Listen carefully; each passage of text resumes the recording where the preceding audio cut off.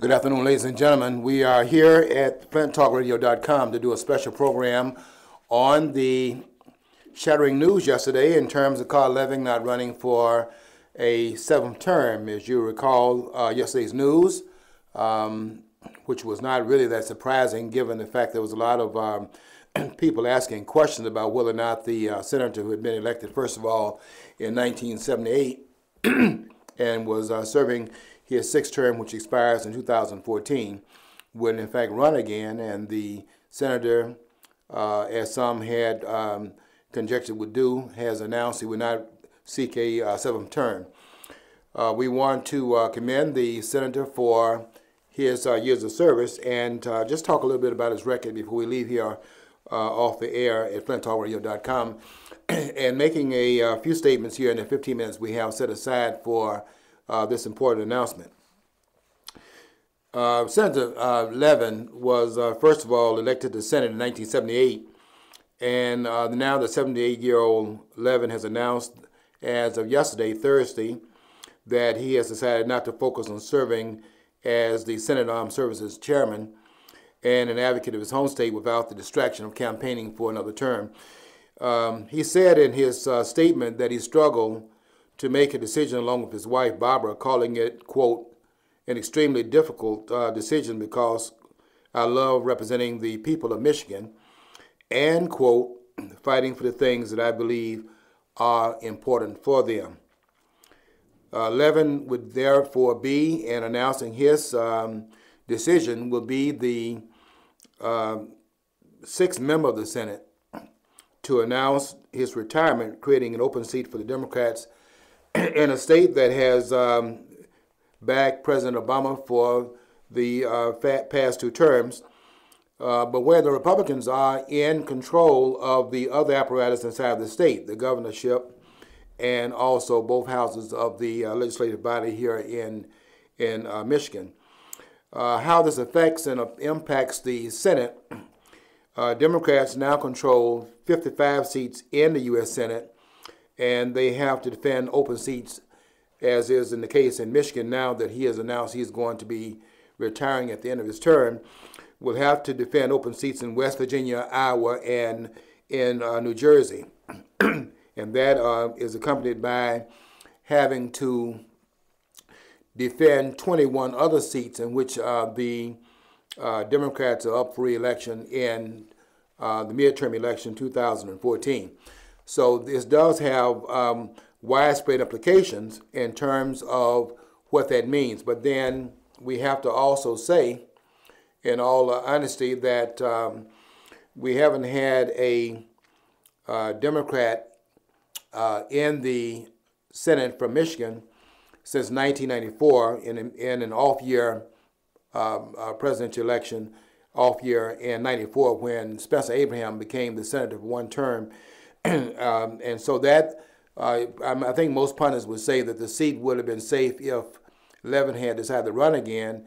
And I would say, be presumption enough to say that the odds-on favorite would be that the Democratic senator would be replaced by a Democrat, given the standing that has happened on the national level as far as Democrats being the standard bearers in the Congress.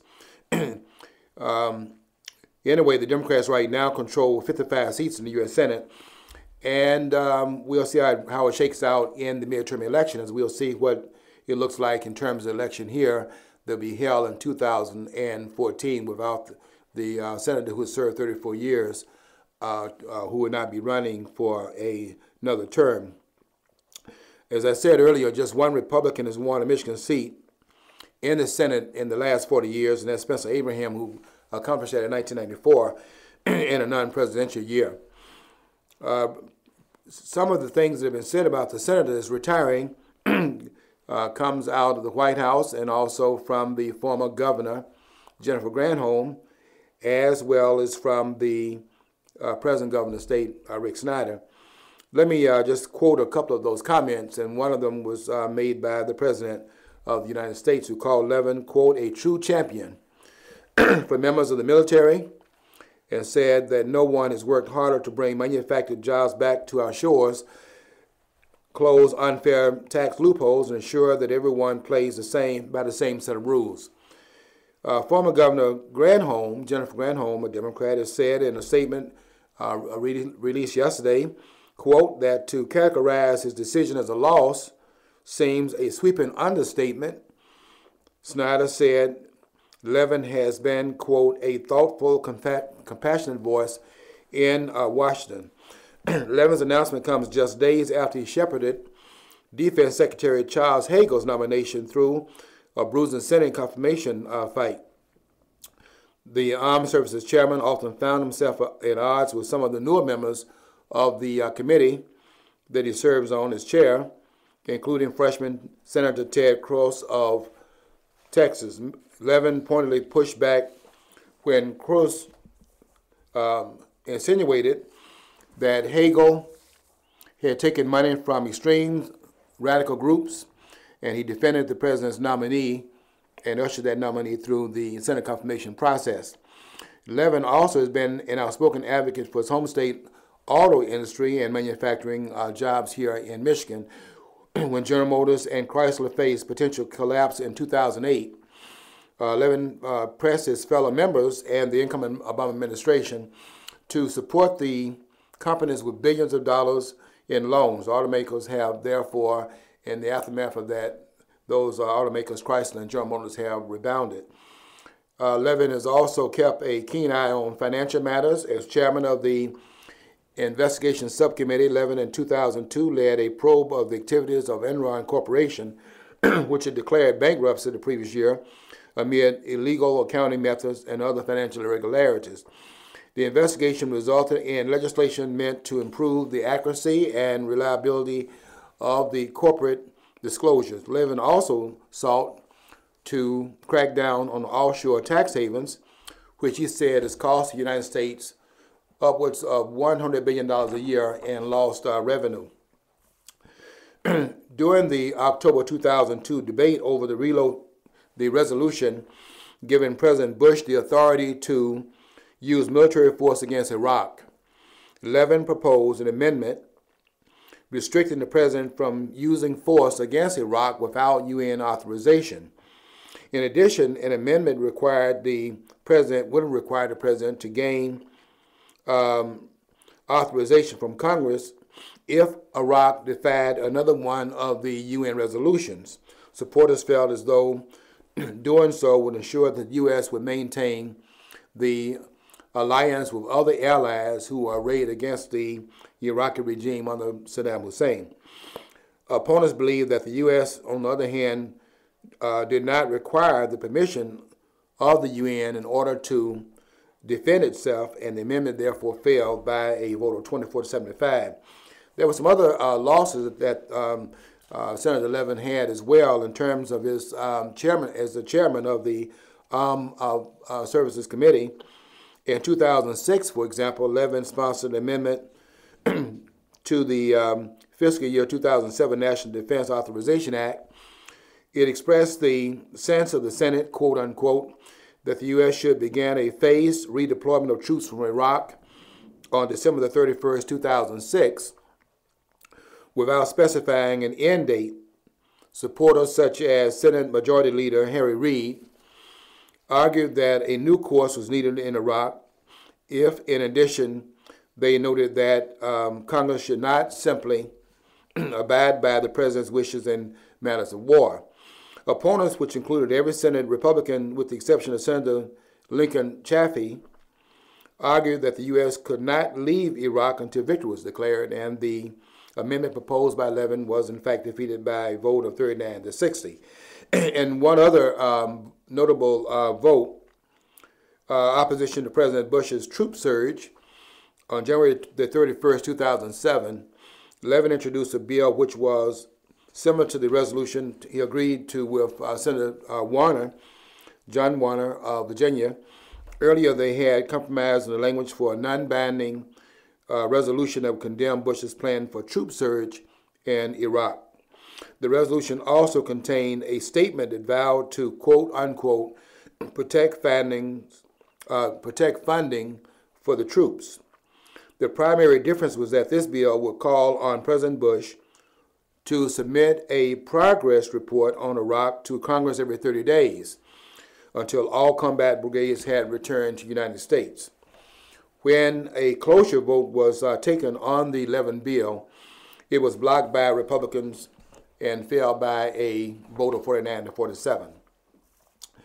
On the home front, in terms of some of the big spending bills coming through Congress, this bit of news might be of some interest to those who are tuned in to flinttalkradio.com, and we'll share this with the listening audience in terms of a 2008 budget report that came out, and that was a report that said that in mid-2007, that in the Defense Authorization Bill, Senator Levin and Hillary Clinton of New York secured more earmarks than any other senators.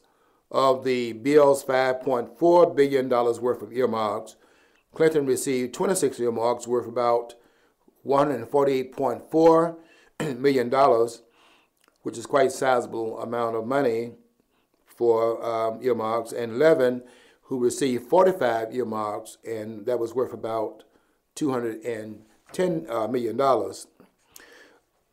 Notably, Levin co-sponsored the Commission on Wartime Relocation and Internet of Latin Americans of Japanese descent, this act in the 110th Congress, which would establish a commission that would determine the facts and circumstances involving the relocation and internment and deportation of Japanese Latin Americans.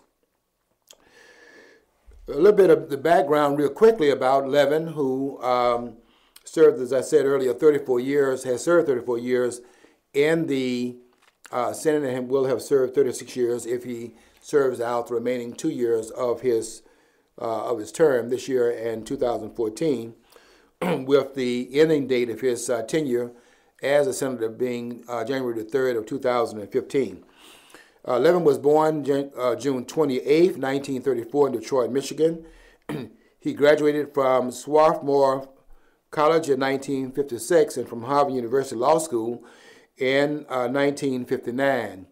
Soon after earning his law degree, he was admitted to the Michigan Bar and opened a practice in Detroit, where he still lives. Levin was State Assistant Attorney General and General Counsel for the Michigan Civil Rights Commission from 1964 to 1967. He was also Special Assistant Attorney General for the state of Michigan and Chief Appellate Defender for the city of Detroit from 1968 to 1969. He was a member of the Detroit City Council from 1969 to 1977, and the last 4 years he was, in fact, council president. Levin's family has long been active in Michigan politics. His older brother, Senator Levin, has served in the U.S. House since 1983. His uncle, Theodore Levin, was a federal judge, and his first cousin, Charles Levin, was a Michigan Supreme Court judge. His first cousin, Joseph Levin, was a candidate for the House. According to his Senate biography, Levin has earned a reputation as a strong supporter of our national defense and effective waste fighter as well. In 2002, as chairman of the Governmental Affairs Committee, Permanent Subcommittee on Investigation, Levin led Congress' most in-depth examination into the collapse of the Enron Corporation. Levin also initiated an investigation into gasoline price spikes. And in April 2002, he issued a 400-page report and chaired hearings detailing how U.S. retail gasoline prices are manipulated. Levin's Whistleblower Protection Act protects federal employees who expose wasteful practices. And Levin has also helped author the Taxpayers' Bill of Rights Act, which protects individuals and small businesses from IRS harassment. In 1995, finally, he won passage of strict disclosure requirements for lobbyists, and was the first major overhaul of those laws in 50 years. We want to commend Senator Levin for his years of service, and we are looking forward to the upcoming race in 2014 for what is now an open seat, for the seat being vacated by the long-serving senator. Thank you for tuning in to flinttalkradio.com, And we will be with you again on our program, our regular program on Monday, called What's Going On, here at FlintTalkRadio.com.